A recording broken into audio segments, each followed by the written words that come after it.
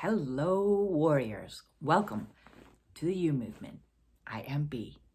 It is 2:30 in the morning, and Spirit woke me up to do some light language. All of a sudden, in the middle of the night, I'm hearing the song Whatever It Takes by Imagine Dragons. Great song. Go listen to it.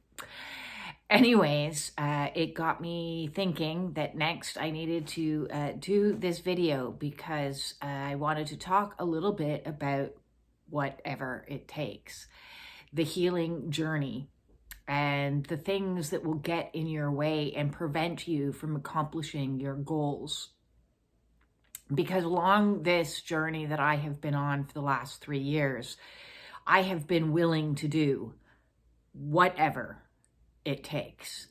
It was a little bit of a theme song for mine for a while, and I had it on my playlist, Awakening, that I have on Spotify to motivate me. One of my playlists, anyways.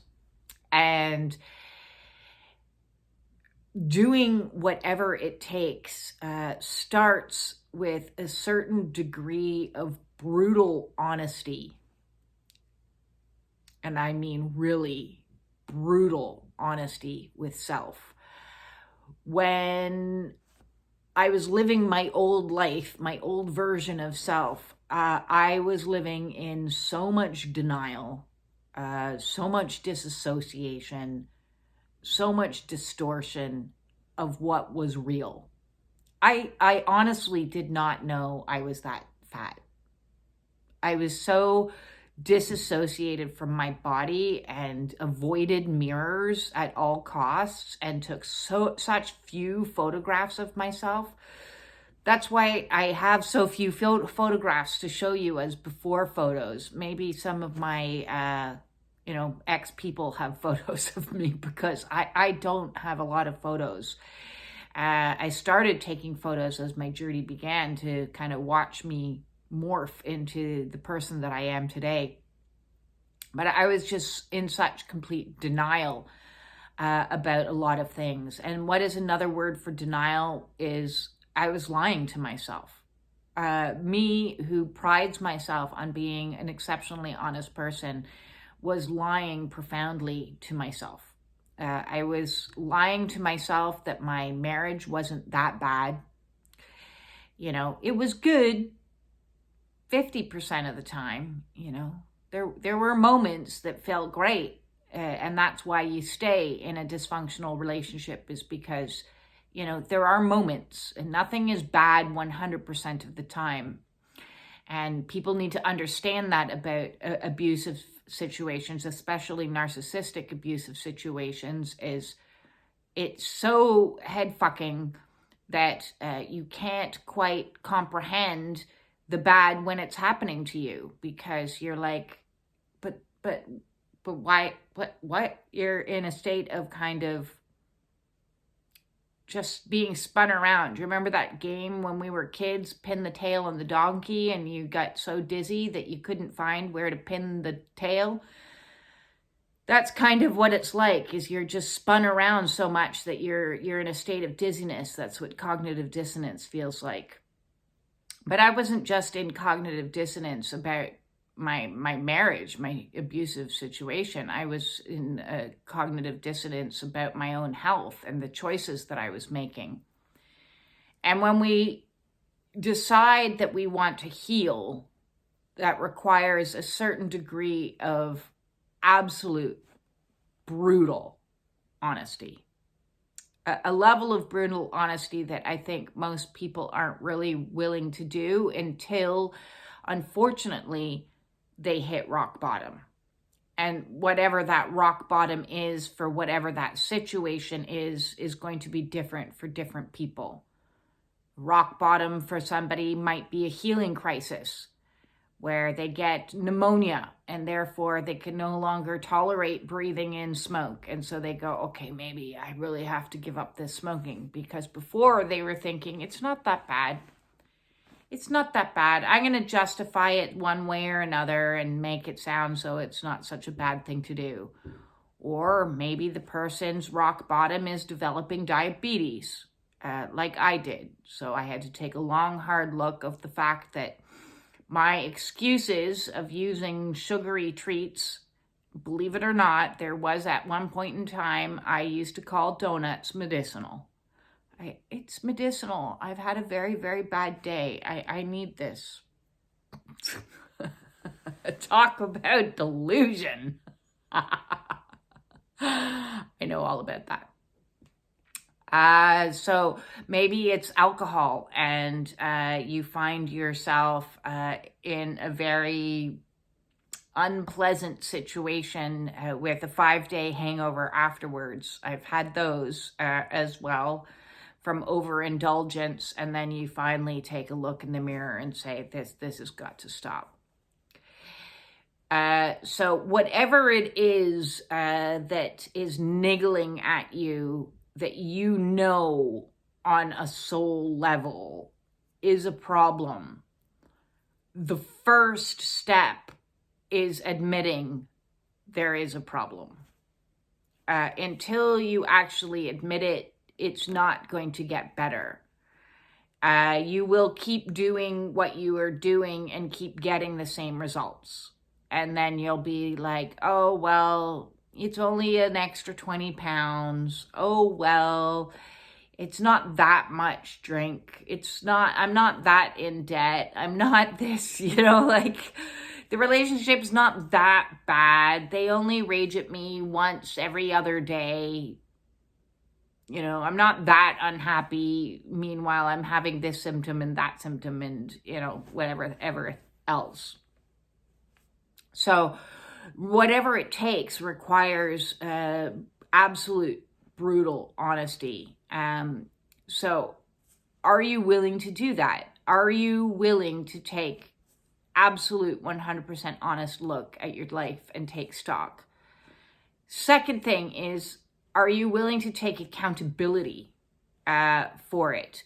You see these memes that say things along the lines of, you didn't cause your trauma, but you are responsible for it. And unfortunately, that's true. It's not your fault, and it's you didn't ask for it. You probably most likely did not deserve it. I'd say absolutely did not deserve it.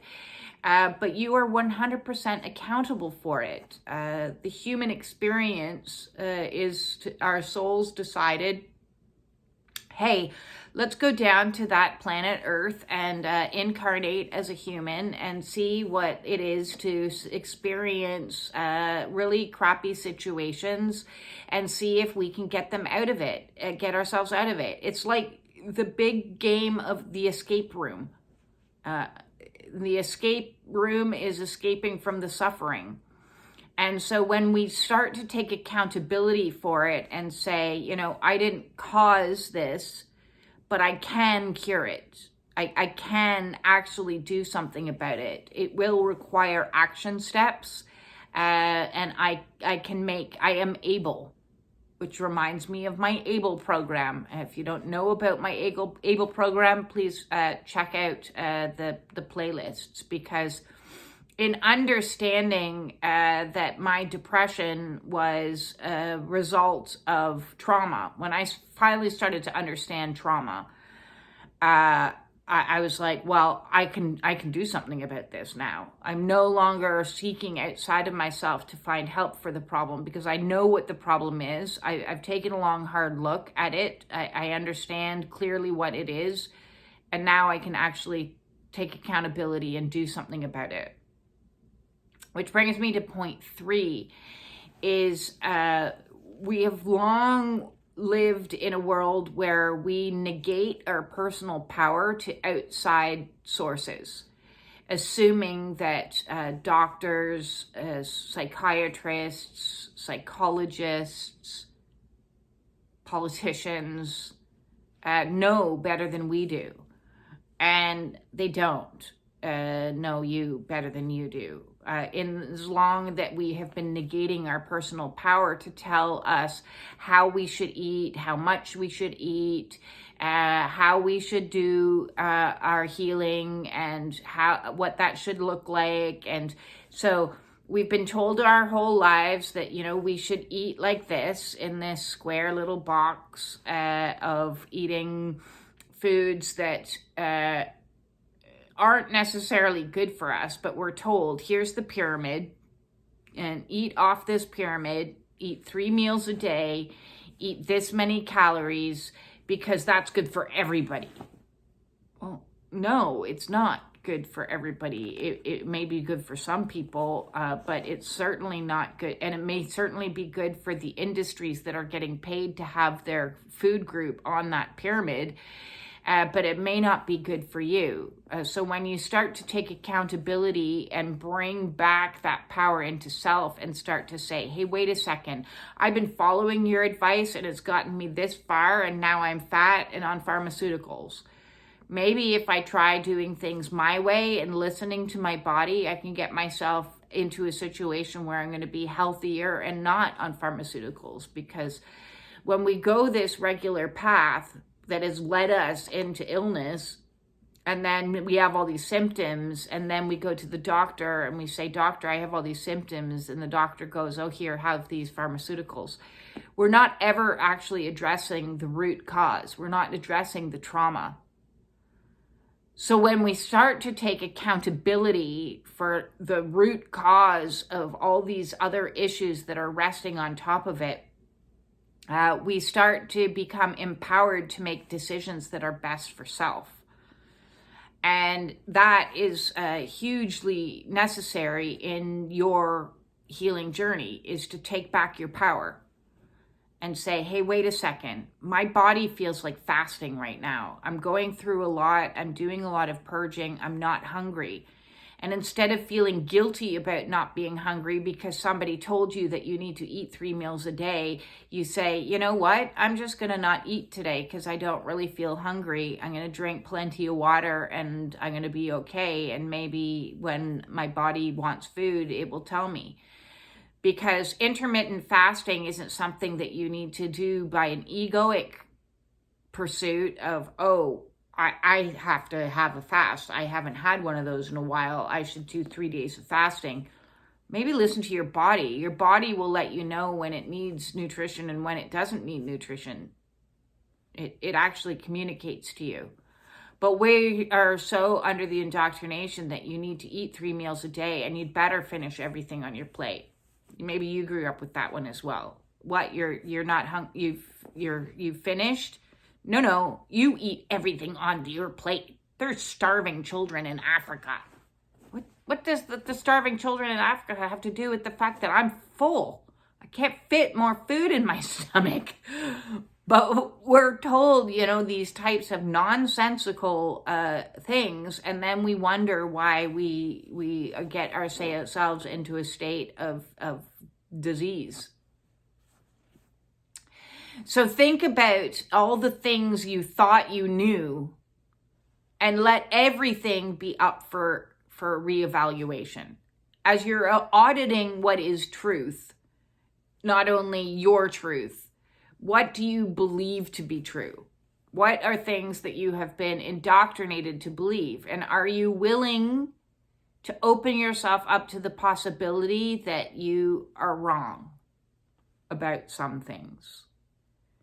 That your beliefs about health and nutrition and wellness could be wrong.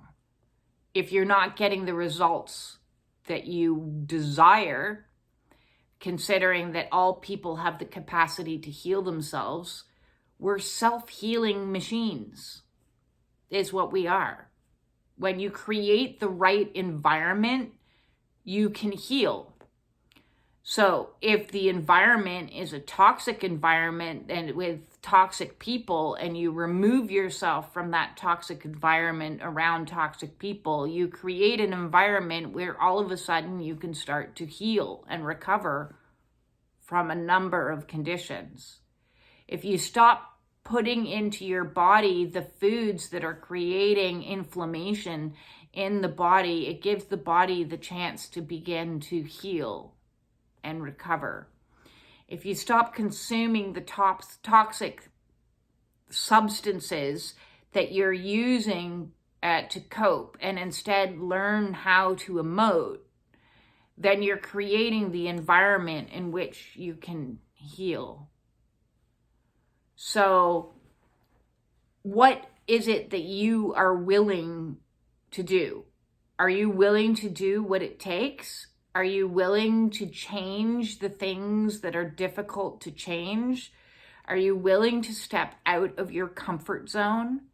Are you willing to question what you believe, whether it's true or not true, and let the not truths show themselves? Are you willing to take the action steps that are needed to make little bits of progress every single day? Healing takes a certain degree of commitment. It takes a certain degree of discipline. It takes a certain degree of mastery over the body. So the body doesn't get to like control everything. You're going to listen to the body. But if the body is saying to you, you know, I want sugar, that's not actually your body. That's either the candida within your body. And yes, the candida is going to make you crave foods it wants, not foods you want, because it wants the sugar. Or it's your inner child craving the sugar, which is not, again, your body's natural desires. It's your inner child's need for self-soothing. So can you self-soothe your inner child so that it doesn't require the sugar? Healing takes a lot of investigative work. You have to be a little bit of a detective and figure out, well, I've been doing this, this, and this, and this, and I'm not getting the results that I want. So maybe what I need to now do is something completely different. Are you willing to do whatever it takes? That is my challenge to you.